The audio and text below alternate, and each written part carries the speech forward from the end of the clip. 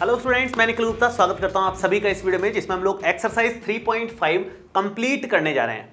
Last lecture तक हम लोगों ने 3 क्वेश्चंस के कंप्लीट कर लिए थे विद डिफरेंट पार्ट्स। अभी हम लोग फिलहाल 4th नंबर क्वेश्चन कंप्लीट करेंगे इस वाली वीडियो में, जिसमें 5 अलग अलग पार्ट्स दे रखे हैं और सारे के सारे पार्ट्स एक से बढ़ के एक हैं। बहुत ही कमाल के पार्ट्स दे रखे हैं, सारे मोस्ट इंपॉर्टेंट है। एग्जाम के पॉइंट ऑफ व्यू से आप इसके अभी से स्टार लगा लो पूरे के पूरे 4th क्वेश्चन के। बहुत ही कमाल का क्वेश्चन है, पांचों पार्ट बहुत ही कमाल के हैं इसके। ठीक है, शुरू करते हैं हम लोग। पहले इसको पढ़ लेते हैं क्या करना है इसमें, फिर उसके पार्ट्स को स्टार्ट करते हैं। इसने बोला form the pair of linear equations in the following problems and find their solutions if they exist by any algebraic method.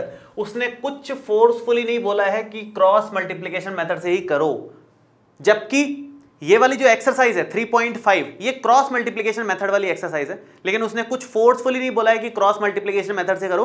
उसने बोला है किसी भी एल्जेब्रिक मेथड से कर लो, मतलब चाहो तो सब्स्टिट्यूशन मेथड लगा लो, चाहो तो एलिमिनेशन मेथड लगा लो, चाहो तो क्रॉस मल्टीप्लिकेशन मेथड लगा लो, कोई भी मेथड लगा लो, उसने ये बोला है। तो हम किसी भी मेथड से करेंगे, जिस मेथड से हमें ईजी पड़ेगा हम उस मेथड को यूज ले लेंगे अकॉर्डिंगली। स्टार्ट करते हैं। फर्स्ट पार्ट देखो क्या है इसका। A part of monthly hostel charges is fixed and the remaining depends on the number of days one has taken food in the mess. When a student A takes food for 20 days, she has to pay rupees 1000 as hostel charges, whereas a student B who takes food for 26 days pays rupees 1180 as hostel charges. Find the fixed charges and the cost of the food per day. देखो ये इस तरह का question हमने किया है already. हमने taxi वाला क्वेश्चन किया था जिसमें फिक्स्ड फेयर था और फेयर फॉर पर किलोमीटर था। दो तरह से फेयर उसमें डिस्ट्रीब्यूटेड थे। वैसे यहाँ हॉस्टल में भी एक तो फिक्स्ड चार्ज है रहने का, जो मंथली रेंट लगता है वो एक तरीके से, और जो डेली हम लोग खाना खा रहे हैं उस डेली का अलग चार्ज है। रहने का फिक्स चार्ज है वो पूरे महीने का एक साथ लगेगा। उसके बाद जितने दिन आपने खाना खाया है पर डे के अकॉर्डिंगली खाने का चार्ज लगेगा।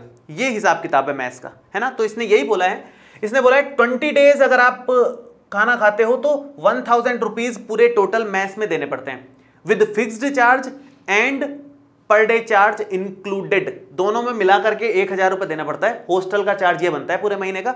और अगर आपने 26 दिन वहां पर स्टे किया या 26 दिन खाना वाना खाया तो फिर आपको 1180 रुपए देने पड़ेंगे हॉस्टल चार्ज के पूरे महीने के, है ना। तो खाने के तो जितने दिन आपने खाना खाया है पर डे के हिसाब से लगते हैं, और हॉस्टल का जो रेंट है 30 दिन का वो तो फिक्स देना पड़ेगा। ये सिस्टम है।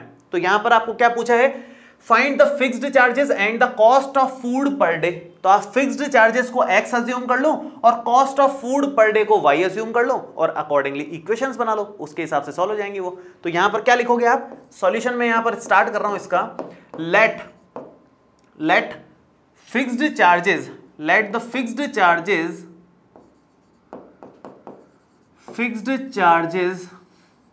and the cost of food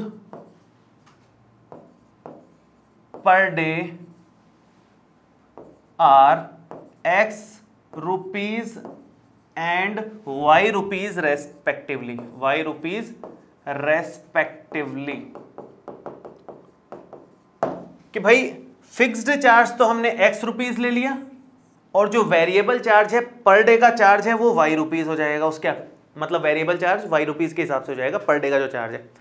अब इसके हिसाब से हम लोग देखते हैं क्या डेटा दे रखा है। हमें दे रखा है कि 20 डेज का इतने रुपए लग रहे हैं। 20 डेज का जो चार्ज देना पड़ रहा है वो कितना देना पड़ रहा है, 20 डेज के हैं 1000 रुपीज, और जो 26 डेज के देने पड़ रहे हैं 26 डेज के देने पड़ेंगे हमें 1180 रुपीज, 1180 रुपीज। ठीक है, ये हमारे पास ओवरऑल डेटा है। पूरा क्वेश्चन पढ़ने के बाद आप केवल इतना ही एनालाइज करोगे। काम की चीज इतनी ही है केवल, जो यहां पर डार्क कर रखी है, अलग से अलग कलर में कर रखी है। सिंपल काम की चीज इतनी है। अब इन दो चीजों के हिसाब से, इन दो डेटा के हिसाब से आप 2 इक्वेशंस बना लोगे और उन दोनों इक्वेशंस को सॉल्व करके आप आराम से x और y की वैल्यूज निकाल सकते हो। वो pair of linear equation in 2 variables बन जाएंगी। तो देखो यहां से क्या इक्वेशंस आएंगी, यहां से जो इक्वेशंस आएंगी वो आएंगी, देखो 20 डेज हैं, 20 डेज किसी ने खाना खाया है, ठीक है। तो एक्स रुपीज तो फिक्स्ड है, वो तो मंथली रेंट है, वो तो देना ही पड़ेगा। तो एक्स रुपीज तो फिक्स्ड है, वो तो देने ही पड़ेंगे। और एक दिन के खाने के वाई रुपीज लगते हैं, तो 20 डेज के कितने लग जाएंगे, 20 वाई रुपीज हमें देने पड़ेंगे। और टोटल ये किसके बराबर आ रहा है, ये 1000 के इक्वल दिख रहा है अपने को। भाई मंथली फिक्स है, एक्स रुपीज तो देने ही है, वो तो फिक्स्ड चार्ज है। उसके बाद पर डे का आपको वाई रुपीज देना पड़ता है। यहां पर 20 डेज स्टे हो रहा है, 20 डेज फूड कंजम्पशन हो रहा है, तो इसका मतलब 20 वाई इसका चार्ज देना पड़ेगा। टोटल 1000 रुपए आ रहे हैं यहां पर, 1000 रुपीज। ऐसे ही नेक्स्ट अगर बात करें 26 डेज की, तो 26 डेज के लिए एक्स रुपीज तो फिक्स्ड चार्ज है, वो तो फिक्स है।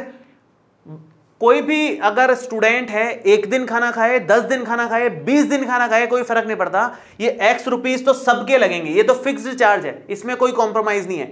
बाकी पर डे का चार्ज ये लगेगा। तो 26 डेज अगर उसने खाना खाया है, तो वाई रुपीज के हिसाब से, वाई रुपीज पर डे के हिसाब से 26 वाई उसके खाने के चार्ज लग जाएगा। और ये मिलकर के कितना हो रहा है, 1180। इक्वेशन नंबर 1 हो गई, इक्वेशन नंबर 2 हो गई। दोनों इक्वेशंस इजीली एलिमिनेशन मेथड से सॉल्व की जा सकती है। क्यों, एक्स का कोएफिशिएंट सेम है, सब्ट्रैक्ट करते ही आंसर आ जाएगा, कुछ एक्स्ट्रा दिमाग ही नहीं लगाना। तो कभी सब्स्टिट्यूशन इजी पड़ सकता है, कभी एलिमिनेशन इजी पड़ सकता है, कभी क्रॉस मल्टीप्लिकेशन इजी पड़ सकता है। जब जिस सिचुएशन में जिसकी जरूरत हो आप वो यूज लें, आप फ्रीली यूज ले सकते हो। इसने बोला है एनी एल्जेब्रिक मेथड, ठीक है। सो यहां कैसे बनाया हमने, x प्लस 20y, 20 डेज का था तो 26 डेज का था, तो x प्लस 26y, और वो 1000 और 1180 के इक्वल आया। अब मैं इसको नेक्स्ट स्लाइड में सब्ट्रैक्ट करके x और y निकाल लेता हूं, और बस वही निकालना था अपने को, x और y निकालना था। तो यहां पर देखो इक्वेशंस क्या आई हैं, x plus 20y is equal to 1000 और x plus 26y is equal to 1180। दोनों को सब्ट्रैक्ट कर लो आप, सब्ट्रैक्ट करके यहां पर इस तरह से लोगे, आप लिख दो इक्वेशन 1 माइनस इक्वेशन नंबर 2। तो सब्ट्रैक्शन से ये तो कैंसिल आउट हो गया, 20 माइनस 26 माइनस 6y, और 1000 में से ये माइनस करोगे तो माइनस का ही 180 आ जाएगा। माइनस से माइनस आपका कैंसिल आउट हो रहा है। So y is equal to 180 divided by 6, so y is equal to 30 rupees.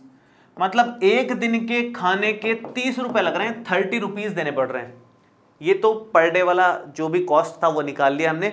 x निकालना है अब आगे। x कैसे निकालें, किसी भी इक्वेशन में रख दो, आप चाहो तो फर्स्ट में इक्वेशन में रख दो y की वैल्यू, चाहो तो सेकंड इक्वेशन में y की वैल्यू रख दो, आपके पास x आ जाएगा, वो पर डे वो फिक्स्ड चार्ज हो जाएगा।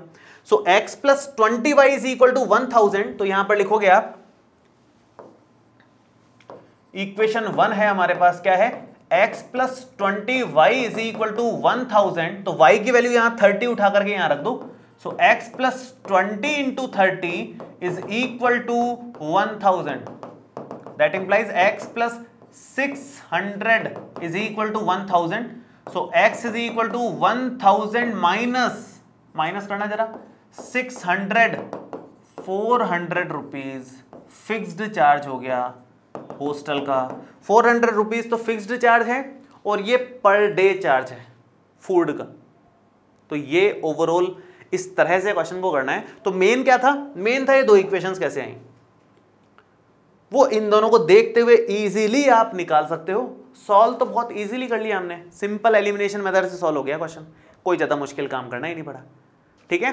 तो मेन इनमें इक्वेशन बनाना ही है, सॉल्व करना बहुत ईजी है उनको, सॉल्यूशन इतने मुश्किल नहीं है, इक्वेशंस इजी बनती हैं, लेकिन बस मेन है इक्वेशन कैसे बना पा रहे हो आप, ये इंपॉर्टेंट है। सेकंड पार्ट पे आते हैं। सेकंड पार्ट भी बहुत ही कमाल का पार्ट है, और वो है फ्रैक्शन से रिलेटेड। हमने क्वेश्चन किया है already, most of the questions already कर चुके हैं हम लोग। वही क्वेश्चंस अलग अलग फॉर्मेट्स में आएंगे, कुछ नए भी आएंगे, कुछ पुराने भी आएंगे। देखते हैं क्या कह रहा है। A fraction becomes 1/3 when 1 is subtracted from the numerator and it becomes 1/4 when 8 is added to its denominator. Find the fraction. Let the fraction is x upon y. x upon y अगर आपने fraction assume कर लिया तो numerator उसका x हो गया और denominator उसका y हो गया। अब जिसमें न्यूमरेटर में कुछ ऐड करने को बोले कर दो, डिनोमिनेटर में कुछ ऐड करने को बोले कर दो, और वो वैल्यूज भी उसने बता दी कि वो ऐड सब्ट्रैक्ट करने के बाद क्या क्या बनेंगे, उसके हिसाब से दो इक्वेशन इजीली बन जाएगी। फ्रैक्शन वाले क्वेश्चन तो बहुत ईजी होते हैं, कुछ करना ही नहीं होता उसमें। देखो आप सबसे पहले तो लिखोगे लेट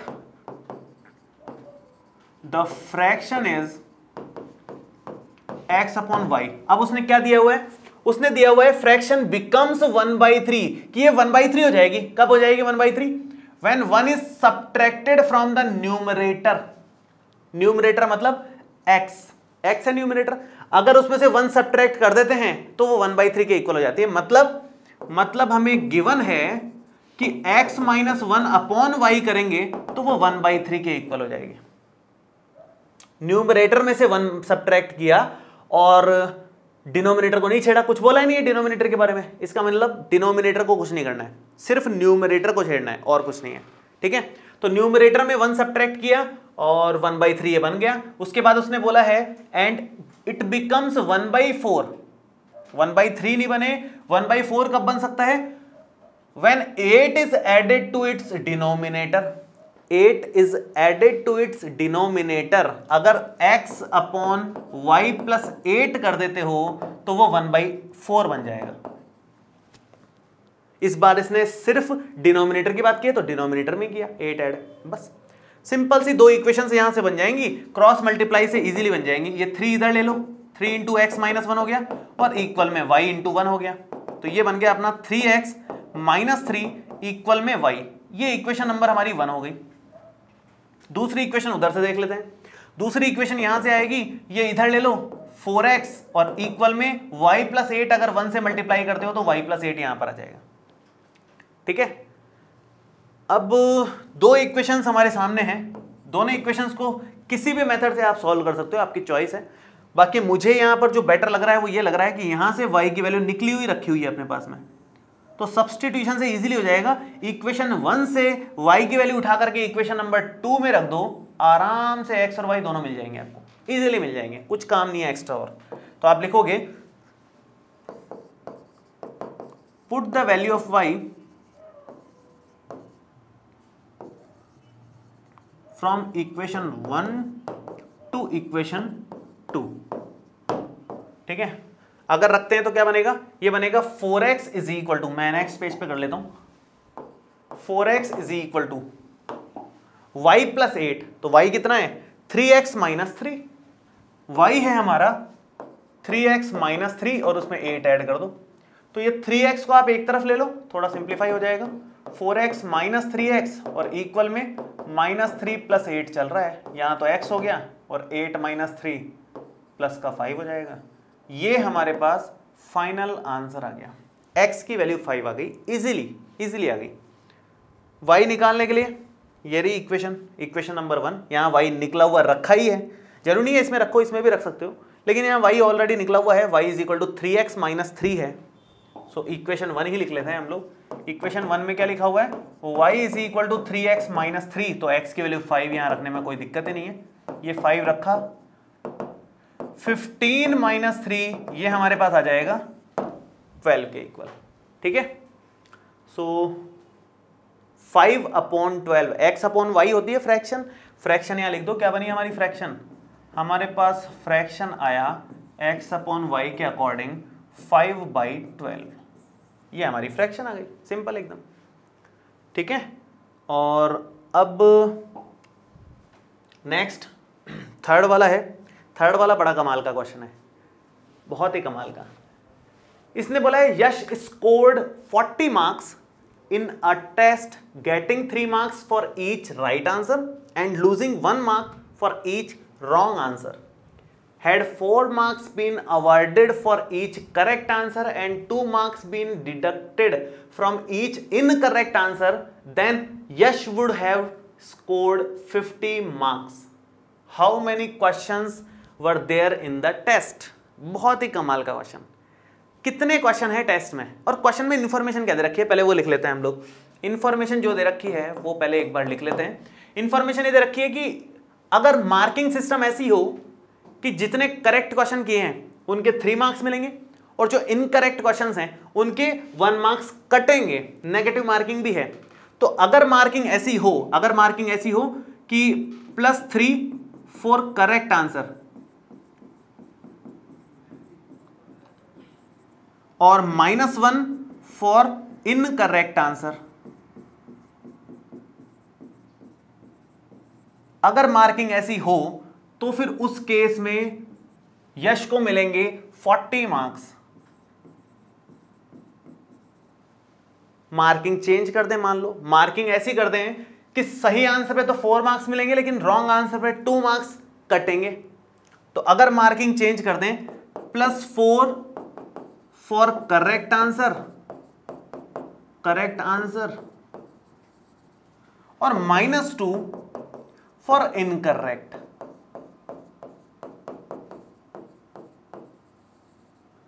तो उस केस में 50 मार्क्स हो जाते हैं उसके। मार्किंग सिस्टम के अकॉर्डिंगली मार्क्स उसके चेंज हो रहे हैं, मार्किंग सिस्टम के अकॉर्डिंगली उसके मार्क्स चेंज हो रहे हैं। अगर +3 और -1 वाला सिस्टम है तो 40 मार्क्स आ जाएंगे उसके उसी टेस्ट में, और उसी टेस्ट में मार्किंग चेंज कर दें, करेक्ट वाले क्वेश्चन में 4 मार्क्स देने लग जाएं और इनकरेक्ट वाले में -2 देने लग जाएं, तो फिर उस केस में 50 मार्क्स हो जाते हैं उसके उस टेस्ट में, सेम टेस्ट में ही। तो अपने को बताना है कि टोटल क्वेश्चंस कितने थे। उसने ये नहीं बोला करेक्ट क्वेश्चंस कितने थे, इनकरेक्ट क्वेश्चंस कितने थे, कुछ नहीं बोला। उसने बोला टोटल क्वेश्चन टेस्ट में कितने आए थे ये बता दो। तो भाई टोटल क्वेश्चन जो हैं वो यश ने जितने करेक्ट किए जितने इनकरेक्ट किए उनका टोटल क्वेश्चंस हो जाएंगे। तो आपको पहले ये निकालना पड़ेगा कि उसने कितने करेक्ट किए कितने इनकरेक्ट किए। तो आपको पहले ये अज्यूम करना पड़ेगा कि उसने x क्वेश्चंस तो करेक्ट किए हैं और y क्वेश्चंस इनकरेक्ट किए हैं, और उसके अकॉर्डिंगली यहां से और यहां से 2 इक्वेशंस बन जाएंगी। उन दोनों को सॉल्व करके करेक्ट और इनकरेक्ट क्वेश्चंस या आंसर्स उसके आप निकाल लोगे और उनको टोटल करोगे तो टोटल नंबर ऑफ क्वेश्चंस आ जाएंगे टेस्ट में कितने थे। तो अल्टीमेटली टोटल क्वेश्चंस के लिए पहले आपको करेक्ट आंसर और इनकरेक्ट आंसर कितने दिए हैं यश ने, ये आपको वहां पर अज्यूम करना पड़ेगा, x एंड y। ठीक है, सो आप यहां पर लिखोगे, जगह की थोड़ी शॉर्टेज लग रही है, कोशिश करते हैं यहीं पर करने की। Let us solve x questions correctly and y questions incorrectly.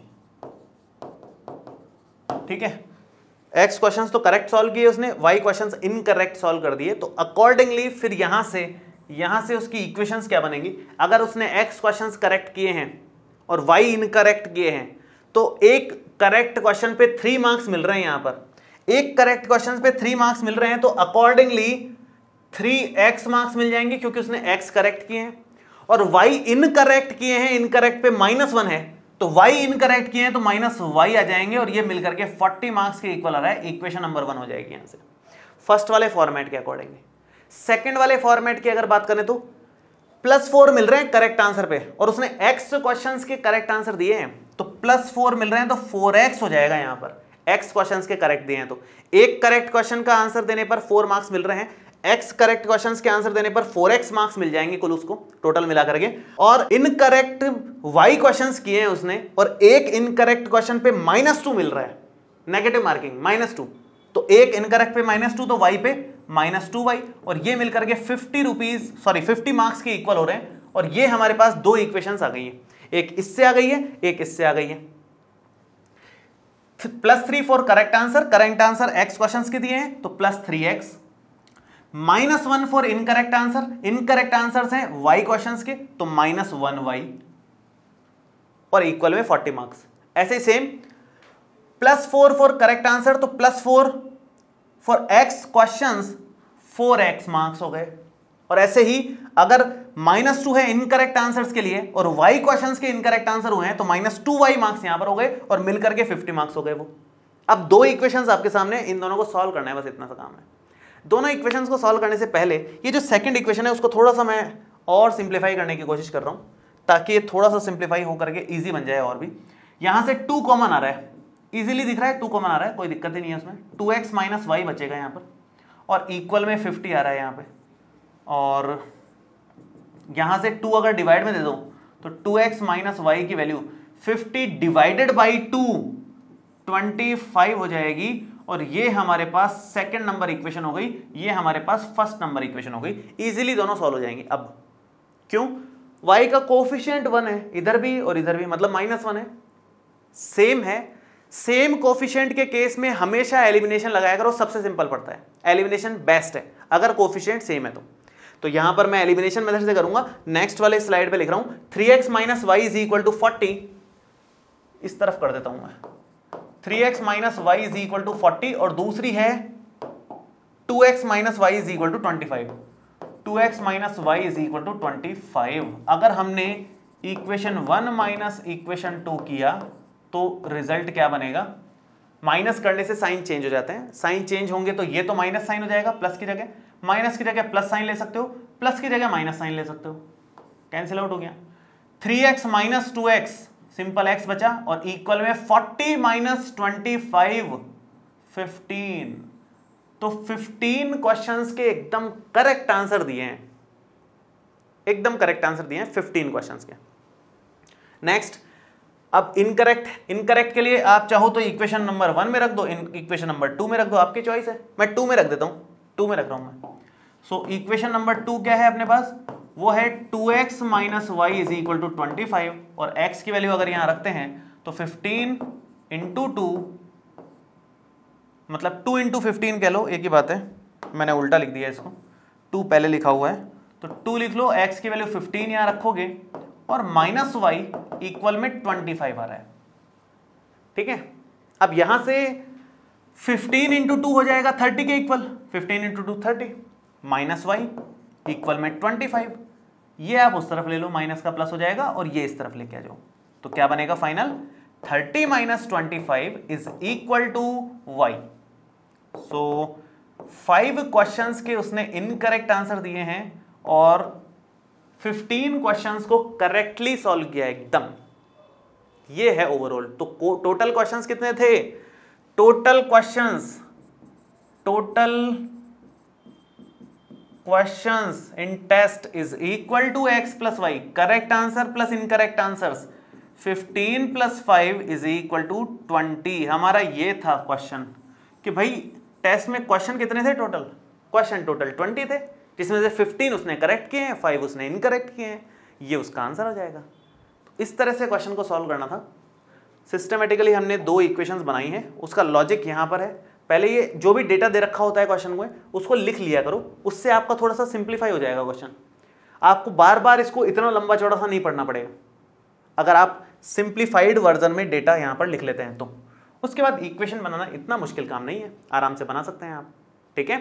सो ये था हमारा थर्ड पार्ट, हम लोग 2 पार्ट और करने वाले हैं और फोर्थ वाला तो एकदम जबरदस्त पार्ट है, मतलब कमाल का पार्ट है और मोस्ट ऑफ द स्टूडेंट्स यहाँ परेशान रहते हैं क्योंकि ये डिस्टेंस, टाइम और स्पीड वाले क्वेश्चंस आ गए। स्पीड, डिस्टेंस, टाइम में बहुत कंफ्यूजन रहता है और लॉजिक सिंपल है, जबकि उसका सिंपल एक फॉर्मूला लगाना होता है, सिंपल एक फॉर्मूले से सारे क्वेश्चंस होते हैं, फिर भी परेशान रहते हैं। देखो कैसे करेंगे इस तरह के क्वेश्चंस को। Places A and B are 100 km apart on a highway. One car starts from A and another from B at the same time. If the cars travel in the same direction at different speeds, they meet in 5 hours. If they travel towards each other, they meet in 1 hour. What are the speeds of the 2 cars? देखो speeds निकालते हैं हम लोग। Solution, 2 जगहों पर खड़ी है ना, प्लेस ए पर खड़ी है, एक कार प्लेस बी पर खड़ी है। एक सिचुएशन तो ये है कि एक दूसरे के सामने आ रही है, फिर देखते हैं कितने घंटे मिल रही है। तो 2 कार्स हैं, सिंपल सी कहानी है, मैं यहां पर बना ही देता हूं आप लोगों के लिए, थोड़ा इजी लगेगा आपको। और उससे एक कार यहां पर है, ठीक है। एक सिचुएशन तो ये दे रखी है कि ये कार इस तरफ आ रही है और ये कार भी इस तरफ ही जा रही है, दोनों सेम डायरेक्शन में जा रही है। दूसरी सिचुएशन ये दे रखी है कि ये कार बनाई है अपन ने और इधर भी मान लो एक कार ले लेते हैं, बस जुगाड़ू कार बनाएगा मैंने, एकदम जुगाड़ू डायग्राम है। ये इस तरफ जा रही है और एक कार इस तरफ आ रही है। मान लेते हैं फर्स्ट कार की स्पीड है x किलोमीटर पर आवर और सेकंड कार की स्पीड है मान लो y किलोमीटर पर आवर। जो A पॉइंट पर है और जो B पॉइंट पर है दूसरी कार, है ना, ये B पॉइंट पर है, मान लो 2 पॉइंट्स दे रखे हैं ना हाईवे पे, प्लेस A प्लेस B। तो प्लेस A पर ये कार है, प्लेस B पर ये कार है, इनकी स्पीड्स इस तरह से हैं। एक सिचुएशन तो ये रखी कि अगर सेम डायरेक्शन में ही चले तो वो 5 घंटे में मिलेंगी। कितने घंटे में मिल जाएंगी एक दूसरे से? मिलेगी मतलब ये थोड़ी सी तेज स्पीड से चलाएगी, ये कार भी चल रही है अपनी स्पीड से, लेकिन ये थोड़ा सा तेज चलाएगा, वाई से तेज एक्स होगा तब ही वो मिलेगी, अदरवाइज मिल ही नहीं सकती। तो एक्स स्पीड ज्यादा होनी चाहिए, वरना इसको ओवरटेक कैसे करेगी या मिलेगी कैसे? तो ये ऐसी सिचुएशन में तो 5 आवर्स में मिल जा रही है, वो 5 आवर्स में मिल जा रही है। लेकिन अगर ऐसी सिचुएशन है कि ये दोनों यूं आ रही हैं तो जल्दी मिल जाएंगी, एक दूसरे के सामने ही आ रही है तो जल्दी मिल जाएंगी। तो ऐसे केस में यहां पर तो x किलोमीटर पर आवर से ही चल रही है अभी भी, और ये y किलोमीटर पर आवर ही है मान लो, तो ऐसे केस में 1 आवर में ही मिल जा रही है, केवल 1 आवर काफी है इसके लिए। ठीक है, तो 2 सिचुएशंस हमें दे रखी है और डिस्टेंस क्लियरली लिखा हुआ है 100 किलोमीटर की डिस्टेंस है, दोनों में 100 किलोमीटर डिस्टेंस है। तो टाइम हमारे पास में है। अब हमें क्या क्या चीजों की जरूरत है? फॉर्मूला क्या होता है हमारे पास? फॉर्मूला बहुत सिंपल सा होता है, speed is equal to distance upon time. Speed is equal to distance upon time. दुनिया में एक इस फॉर्मूले से इस तरह के सारे क्वेश्चंस हो रहे हैं, फिर भी परेशान है बच्चे, पता नहीं क्यों। एक फॉर्मूले से सारे क्वेश्चंस हो जाएंगे, सिर्फ एक formula, distance, speed is equal to distance upon time, बस इतना चाहिए। तो 3 चीजों की जरूरत है। पहली सिचुएशन में भी 3 चीजों की जरूरत है, दूसरी सिचुएशन में भी 3 चीजों की जरूरत है। किन किन की जरूरत है? एक तो जरूरत है हमारे को स्पीड की, एक डिस्टेंस की, एक टाइम की। यहां पर टाइम लिखा हुआ है, डिस्टेंस फिक्स है दोनों सिचुएशन में। अभी भी 100 किलोमीटर, इधर जा रहे हो तो भी, इधर जा रहे हो तो भी, डिस्टेंस तो एक दूसरे के बीच में 100 ही है ना, जो कवर करनी है, गैप तो 100 ही कवर करना है एक दूसरे के लिए। तो दोनों सिचुएशंस में आपको डिस्टेंस तो 100 किलोमीटर ही चलनी है। डिस्टेंस तो यहां भी 100 किलोमीटर है और डिस्टेंस यहां भी 100 किलोमीटर ही है। डिस्टेंस 100 किलोमीटर दोनों सिचुएशंस में। टाइम यहां पर आ ही गया है। अब किसकी जरूरत है? स्पीड की। सारा खेल स्पीड का है, स्पीड में होती है सारी गड़बड़ियां। एक चीज हमेशा ध्यान रखो, अगर कोई कार इस तरह से है और एक दूसरे के तरफ आ रही है, बहुत जल्दी मिल जाएंगी। क्यों मिल जाएंगी? क्योंकि उनकी जो रिलेटिव वेलोसिटी होती है वो ऐड हो जाती है। एक दूसरे के साथ में आने का मतलब है, एक दूसरे के सामने से गुजरने का मतलब है कि रिलेटिव वेलोसिटी ऐड हो जाएंगी। तो यहां पर अगर इसकी x है वेलोसिटी, इस सिचुएशन की बात कर रहा हूं मैं, अगर ये x स्पीड से यहां आ रही है और ये y स्पीड से यहां जा रही है, तो वो x प्लस y स्पीड हो गई उनकी रिलेटिवली एक दूसरे से मिलने के लिए। तो यहां पर आप वेलोसिटी या स्पीड आप लिखोगे तो स्पीड आपको यहां पर लिखनी होगी x plus y kilometre per our. बहुत जगह इस तरह के क्वेश्चंस आए हैं और आएंगे आगे भी, जिसमें अपने को ध्यान रखना पड़ेगा। सेम डायरेक्शन में चल रहे हो, सेम डायरेक्शन में डिस्टेंस यूं कवर करना, गैप को कवर करना थोड़ा सा टाइम कंज्यूमिंग है। क्यों? क्योंकि जो रिलेटिव वेलोसिटी है वो रिलेटिव वेलोसिटी सबट्रैक्ट होके मिलेगी आपको। यहां पर जो स्पीड मिलेगी इन दोनों की, वो स्पीड आएगी आपकी x minus y kilometre per hour. x minus y इसलिए क्योंकि अगर पीछे वाली कार, ये कार अगर x स्पीड से चल रही है और ये y से चल रही है, तो ये y से चल रही है और ये x से चल रही है, तो ये जो 100 किलोमीटर की डिस्टेंस ट्रेवल करी है उसने, जो इन दोनों के बीच की थी, वो गैप को खत्म करने के लिए x माइनस वाई किलोमीटर की स्पीड ली है ना इसने। क्योंकि y से तो ये भी चल रही थी, तो उससे तो इसको वैसे भी चलना ही पड़ेगा। ये y से चल रही है और ये भी y से चल रही है, तो डिस्टेंस अभी भी 100 ही रह जाएगी, कभी मिल नहीं पाएंगे। इसको y से थोड़ा सा तेज चलना पड़ेगा। कितना तेज? x माइनस वाई स्पीड तेज चलना पड़ेगा, तब जाकर के वो 100 किलोमीटर इस स्पीड से कवर कर पाएगी।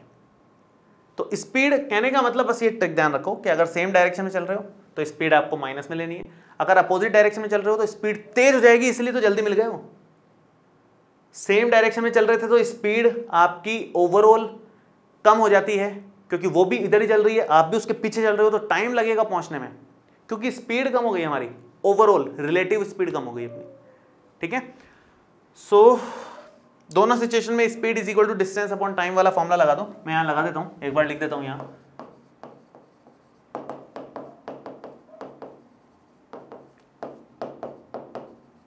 फर्स्ट सिचुएशन में और सेकंड सिचुएशन में भी speed is equal to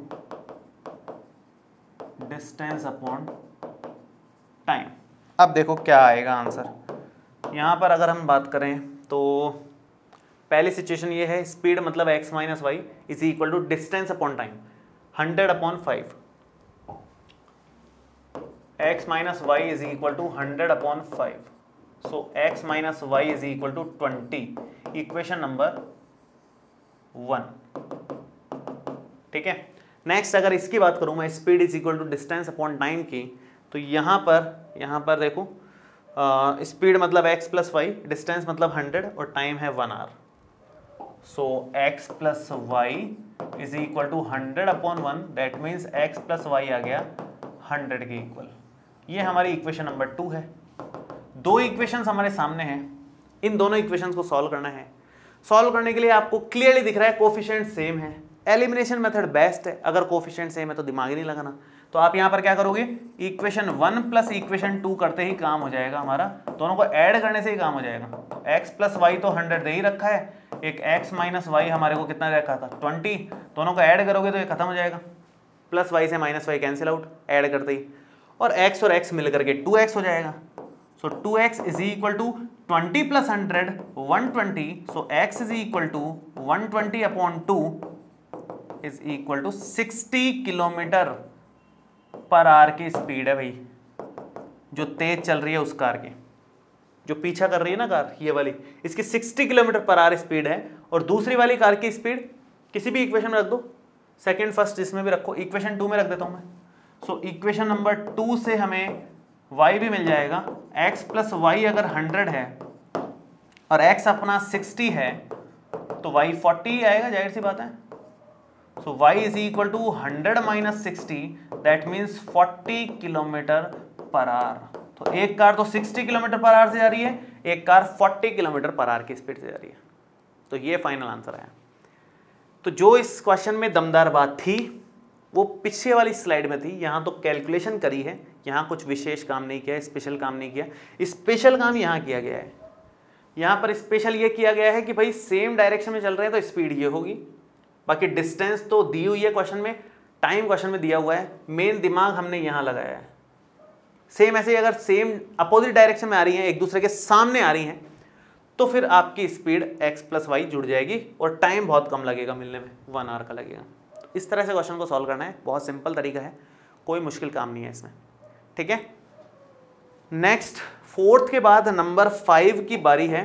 5th number देखो क्या है, बहुत ही कमाल का, ये भी बहुत ही कमाल का क्वेश्चन है। और इस तरह के 2-3 क्वेश्चंस एग्जाम में आए हुए हैं सेम पैटर्न पे, बस वैल्यूज का फर्क आ जाता है उसमें। प्रीवियस ईयर्स की बुक अगर आप उठा करके देखोगे तो 2-3 क्वेश्चन इस तरह के आए हुए हैं एग्जाम में। तो यहां पर देखो क्या है, the area of a rectangle gets reduced by 9 square units if its length is reduced by 5 units and breadth is increased by 3 units.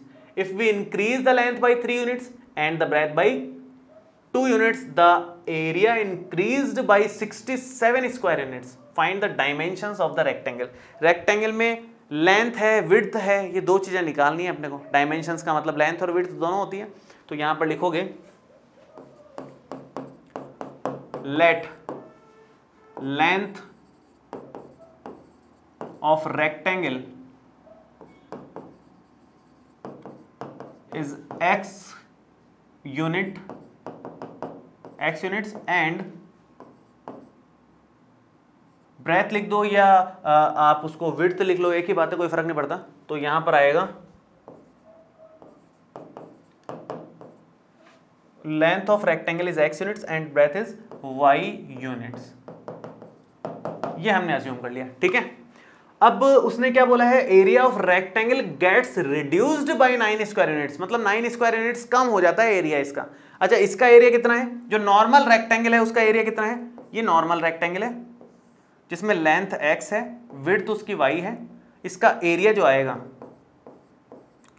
वो हमें x इंटू वाई साफ साफ नजर आ रहा है, ठीक है। और जो दूसरा है, बाकी के दो उसने जो बनाने को बोले हैं, वो बोले हैं कि if its length is reduced by 5 units and breadth is increased by 3 units, length कम कर दी और ये बढ़ा दी, तो ये अपनी x कितना कम करी, length is reduced by 5 units, ये 5 यूनिट्स कम कर दी और ये 3 यूनिट्स बढ़ा दी। इससे 5 यूनिट्स कम कर दी, x माइनस 5 कर दिया, और भाई ये तो कम कर दिया, ये तो यूं कर दिया और इसको यूं खींच दिया, तो ये y प्लस 3 हो गया।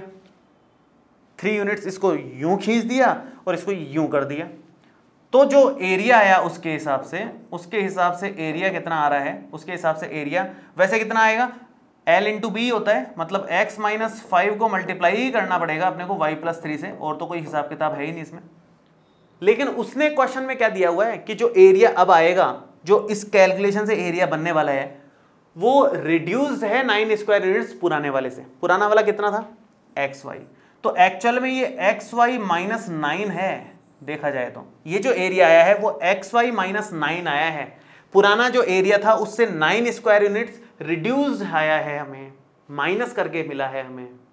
ऐसे ही आगे बढ़ते हैं, आगे हमें बोला गया है कि if we increase length by 3 units and the breadth by 2 units, दोनों कैसे इंक्रीज कर दिए, लंबाई चौड़ाई सब बढ़ा दी, ये भी बढ़ा दिया ये भी बढ़ा दिया। लेंथ किससे, 3 यूनिट से, और ये 2 यूनिट से, ये 3 यूनिट से बढ़ा दिया, सो x प्लस 3 हो गया, ये यहां से लेकर के यहां तक, और ये अपना y प्लस 2 हो जाएगा यहां से लेकर के यहां तक। क्लियर है, ये हमारे पास आ गया। सो इसका एरिया कितना बनेगा, इसका एरिया वैसे तो बनेगा इसके अकॉर्डिंग देखने पर तो x plus 3 into y plus 2, x plus 3 into y plus 2, ये इसका एरिया बनेगा। और वैसे सोचें इसने क्या दिया हुआ है पुराने एरिया को कंपेयर करते हुए कि जो ओरिजिनल रेक्टेंगल था उसके एरिया से क्या होगा, the area is increases by 67 square units, मतलब जो ओरिजिनल था एक्स वाई उससे 67 ज्यादा ही आएगा। ये जो एरिया है कि एक्स वाई प्लस 67 आएगा एक्चुअल में, और ये एरिया जो मिल रहा है अपने को एक्स वाई माइनस 9 ये इसी के इक्वल है। मतलब ये जो एरिया दिख रहा है आपको x minus 5 into y plus 3, ये एक्चुअली एक्स वाई माइनस 9 है, मतलब इस एक्स वाई से 9 कम है। और जो ये एरिया दिख रहा है आपको x plus 3 into y plus 2, वो एरिया एक्चुअली इससे 67 ज्यादा आ रहा है, 67 ज्यादा आ गया। अब हमें इससे ही इक्वेशन बना लेनी है, जो डायग्राम में लिखा हुआ है उन्हीं से इक्वेशन बन जाएगी। एक इक्वेशन तो यहां से आ जाएगी, x minus 5 into y plus 3 is equal to this, मैं लिखता हूं यहां पर x minus 5 into y plus 3 is equal to x y minus 9, ये लिखा है मैंने ओवरऑल, है ना। इसको सॉल्व कर लेते हैं, फिर सेकंड वाली इक्वेशन पे आते हैं। इसको सॉल्व करेंगे तो ये बनेगा, देखो अंदर मल्टीप्लाई करें तो x y, x into 3 3x, 5 into y 5y, 5 into 3 15, ये इधर x y minus 9 cancel out, क्या बचा, ये तो हो गया 3x माइनस 5y, और 15 को चाहो तो उस तरफ ले जाओ, कोई फर्क नहीं पड़ता, तो एक तरफ कहीं भी रख लो, लेफ्ट साइड राइट साइड कहीं भी रख लो, तो ये बन जाएगा 15, अगर उधर लेके जाएं तो 15 माइनस 9, और ये हो जाएगा 3x minus 5y is equal to 6 के इक्वल। ये हमारे पास इक्वेशन नंबर 1 आ गई। सेकंड इक्वेशन अगर आपको निकालनी है तो सेकंड इक्वेशन यहां से आएगी x plus 3 y plus 2 x y plus 67 से, x plus 3 into y plus 2 equal दे रखा है एक्स वाई प्लस 67। एक तो ये चीज गिवन है, एक चीज ये एक चीज गिवन है, ठीक है। Again multiply x into y, ये एक्स वाई हो जाएगा, x इंटू 2 ये 2x हो जाएगा, 3 इंटू वाई ये 3y हो जाएगा, और 3 इंटू 2 6 हो जाएगा, और ये x y plus 67, again x y से एक्स वाई कैंसिल आउट। क्या बनेगा हमारे पास, हमारे पास बन रहा है 2x प्लस 3y, और प्लस में 6 तो है ही, ये 67 को भी इस तरफ ही ले लो, so minus 67 is equal to 0। कितना बन गया ये बन गया 2x प्लस 3y और माइनस 61 इज इक्वल टू 0। एक इक्वेशन तो यहां से आ गई हमारे पास में। और अब आप चाहो जिस मेथड को यूज ले लो, चाहो तो सब्स्टिट्यूशन मेथड ले लो, चाहो तो एलिमिनेशन ले लो, चाहो तो क्रॉस मल्टीप्लिकेशन ले लो, सबसे लगभग बराबर ही लेंथ पड़ेगी इसकी, मुझे तो ऐसा लगता है। तो यहाँ से मैं सब्स्टिट्यूशन से कर लेता हूँ, इसको सब्स्टिट्यूशन से कर देता हूँ, या ऐसा करते हैं क्रॉस मल्टीप्लिकेशन से कर लेते हैं, बेटर रहेगा। क्रॉस मल्टीप्लिकेशन से करने के लिए बस ये करो कि आप ये 15 को इधर भेजो ना, इससे अच्छा है इसको इधर लेके आ जाओ। अब मैं इसी में करेक्शन कर देता हूँ, वरना मुझे एक्स्ट्रा लाइंस लिखनी पड़ जाएंगी, और जगह मैंने ऑक्यूपाइड कर दी है ऑलरेडी। तो आप इसको थोड़ा सा सिंप्लीफाई कर लो, बस बन जाएगी बहुत इजीली इक्वेशन, तो कोई मुश्किल काम नहीं है ये। सो माइनस 15 और प्लस 9 इज इक्वल टू 0 हो जाएगा, और ये आपके पास माइनस 6 इज इक्वल टू 0 आ जाएगा।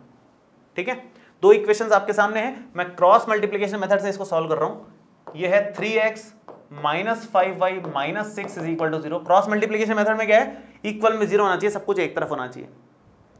यहां पर 2x 3y एंड 61 इक्वल में 0, ये हमारे पास है। अब क्रॉस मल्टीप्लीकेशन यूज लोगे तो x अपॉन समथिंग। आप कोई दूसरा मेथड यूज ले सकते हो, जरूरी नहीं है। अगर आपको कोई दूसरा मेथड ज्यादा इजी लगता है तो वो आप वो ले लो काम में, वो कोई टेंशन वाली बात नहीं है। तो यहां पर क्या बनेगा, अगर इसको छुपा लिया तो -5 इंटू -61, -5 इंटू -61, और बीच में तो माइनस आता ही है वैसे भी। उसके बाद 3 इंटू 6, 3 इंटू -6, सॉरी 6 नहीं -6, ठीक है। सेम ऐसे ही -y के नीचे y वाला हमने छुपा लिया, हमारे पास बचेगा 3 इंटू -61, 3 इंटू -61, और उसमें से सब्ट्रैक्ट करोगे आप 2 इंटू -6 को, 2 इंटू -6 को आप सब्ट्रैक्ट करने वाले हो, ठीक है। और लास्ट ये 3 इंटू 3 हो गया, और बीच में माइनस साइन, और 2 इंटू -5, 2 इंटू -5, ठीक है। अब मेन तो यही लाइन होती है, आगे तो छोटी मोटी कैलकुलेशन है, वो तो आप कर लोगे आराम से। मैं कर देता हूं जल्दी से इसको। देखो क्या आएगा, x upon minus minus plus हो जाएगा, सबसे पहली बात तो ये। उसके बाद 305 और माइनस माइनस प्लस होकर के 18 इक्वल में -y डिवाइडेड बाई माइनस का ये भाई प्लस माइनस माइनस हो जाएगा, ठीक है। सो 3 एंड 6 3 जा 18, और माइनस माइनस इधर प्लस हो जाएगा, प्लस माइनस माइनस, और इधर माइनस माइनस प्लस, तो ये 12 हो गया। और 1 अपॉन 3 3 जा 9, माइनस माइनस प्लस, 5 2 जा 10, कितना बना ये, x अपॉन 305 में 18 ऐड करना है, तो ये बनेगा हमारे पास में 323, ठीक है, 323, और इक्वल में -y डिवाइडेड बाई, इसमें से 12 सब्ट्रैक्ट कर लो, माइनस का बचेगा जो भी बचेगा, सो ये आएगा माइनस का 171, और इक्वल में 1/19, माइनस से माइनस ये तो कैंसिल आउट हो ही गया, और ये बन रहा है हमारे पास। देखो इसमें क्या करते हैं हम लोग, फर्स्ट और लास्ट को ले लेते हैं, और इसको और इसको ले लेते हैं, यही फॉर्मेट रहता है हमारे पास में। सो फर्स्ट और लास्ट मतलब x upon 323 is equal to 1/19, और दूसरा वाला है y upon 171 is equal to 1/19। तो ये हो गया हमारे पास x is equal to 323 upon में 19, ये उधर आ गया, और अगर इसको डिवाइड देते हैं तो ये बनता है हमारे पास में 19 1 जा 19, और बच रहा है अपने पास 13 133 यहाँ बच रहा है, तो ये बनेगा हमारे पास 17 यूनिट्स,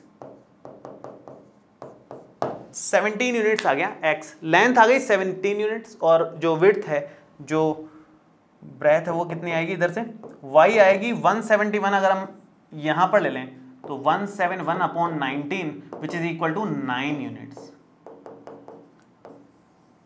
तो एक तो आई 17 यूनिट्स और एक आ रही है 9 यूनिट्स। तो इस तरह से हम लोग कर सकते हैं। काफ़ी बड़ा क्वेश्चन निकल गया वैसे देखा जाए तो, ये काफ़ी कैलकुलेशन थी इस वाले क्वेश्चन में, थोड़ी सी वैल्यूज़ भी बड़ी बड़ी थी।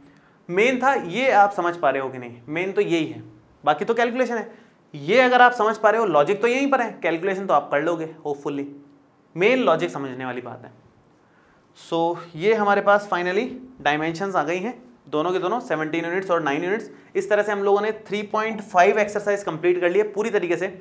अब हम लोग नेक्स्ट 3.6 एक्सरसाइज के एग्जाम्पल्स पे आएंगे, और बहुत ही कमाल के एग्जाम्पल्स हैं। 3.5 तक जितना अपन ने सीखा है, जितने मेथड्स अपन ने सीखे हुए हैं, उन्हीं को इस्तेमाल करना है 3.6 में भी। थोड़े से अच्छे लेवल के क्वेश्चंस भी हैं, और क्वेश्चंस इस तरह के हैं कि रिड्यूसिबल हैं pair of linear equation in 2 variables में। Direct pair of linear equation in 2 variables नहीं देगा, लेकिन रिड्यूस कर सकते हैं अपन उसमें, कुछ हल्का फुल्का इधर उधर करके आराम से।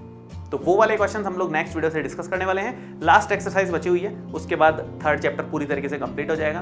थर्ड काफ़ी बड़ा चैप्टर था, इसलिए काफ़ी ज़्यादा टाइम उसमें अपने को देना पड़ा। बाकी नेक्स्ट वाले जितने भी चैप्टर्स हैं वो कंपैरेटिवली छोटे हैं। चलिए, सो इस वीडियो में आपको कोई भी डाउट हो तो आप नीचे कमेंट बॉक्स में लिख सकते हैं, और ये वीडियो कैसा लगा ये भी कमेंट करके जरूर बताएं। मिलते हैं आपसे नेक्स्ट वीडियो में। Thank you so much, all the best, bye bye.